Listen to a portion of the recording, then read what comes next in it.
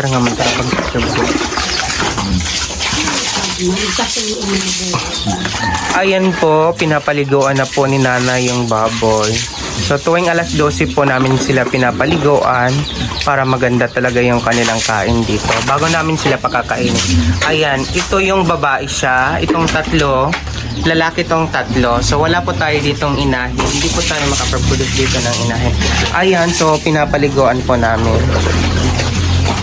So bago sila kakain ng paniod to. So mauna siya. So ayan, itong isa no, gusto niya talagang maligo. Ayan, tingnan natin. Ah, wow. So pinapaliguan po yung isa. Kailangan natin silang paliguan kasi mainit ang panahon. So yun, gusto nila ng tubig. Ayan. So yun, ito yung ginagawa ni Nanay. Every magtubong siya baboy 3 So, kailangan talagang paliguan mo na bago pakainin para malinis talaga silang tingnan. Ayan. So, ang gandang tingnan kapag naliligo sila. Oh, ayan. Ayan. So, ngayon papakainin na yan ni Nanay. Right after nito sa pagpapaligo niya. Ayan. Ito yung sabi ko sa inyo na magti 3 months ngayong April. So, laki-laki na siya. Pwede na siyang ihawin. Pero hindi pa muna ngayon. Kailangan pa namin mag-finisher. So, ayan. So, ito siya, tingnan mo, natutulog siya kasi kakakainin pa namin ngayon. So, liniguan siya. Ayan. Ito yung, magtatatlong buwan pa lamang. So, ayan. So, napakakulit nila, no? So, gusto na nilang kumain. Wait lang, ito ay grower stage pa lamang po. So, for the next week, pwede po namin, papakainin na po namin ng finisher sila. So, ito, ito yung tinatawag nating fattening, ha? Ito. Para lang malaman nyo, kailangan po talaga mag-imbak ng pagkain nila kasi ang bilis makaubos ng 1 sack na vital grower. So, ang dali lang maubos. So, kailangan nating mag-imbak ng mga pagkain nila. Kagaya na lang ito. Kasi ang laki na nila at grabe pakainin. Oh, ayan. So, ito yung babae. Yan yung babae na liligo. Wow. So, tingnan mo naman yung katawan nila. Napakakisig naman. Oh. Ito. Wow. So, ang lamig, no? Naliligo itong isa. So, wala pa kaming hose or yung gripo na ginagamit for tubig. Ginagamitan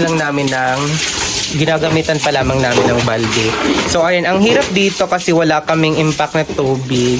Wala kaming water irrigation dito. So, kailangan talaga namin mag-give ng tubig sa malayo para lang malinisan yung kanilang tirahan at papaliguan sila. Ito siya. So, ayan. So, yung kanilang lagyan na ng tubig, hindi pa talaga maganda. Diyan po muna sila nagsishare. So, hindi kasya sa apat na patining natin yon. Ayan. So, hindi pa talaga. So, kailangan pa namin bumili ng water tank. Yung talagang inuman nila para bagal maubos. So, ito. Ayan. So, makikita mo naman talaga. Ito yung magtatatlong buwan ngayong April. So, pakakainin yan ngayon ni Nanay right after paliguan. Ayan. Ayan. So, nagpapakain na naman si Nanay. Ayun, pinapakain na naman ni Nanay yung magti 3 months na. Ito siya. Wow. So, ayan. So, wala po talaga kaming kainanan pa. So, kailangan pa naming bumili. So, wala pa kaming budget for that. So, ayan. So, mabilis naman silang kumain. So, yun. Ito. Ayan. So, paano yan? Pinapakain na. So, kailangan talagang lagyan ng tubig. Kasi right after ng kumain, nag-aagawan sila ng tubig. Ayan. So, wala nang ingay right after nilang pakainin. Ayan. So, makikita nyo wala nang gulo. Nakikisig din silang tingnan.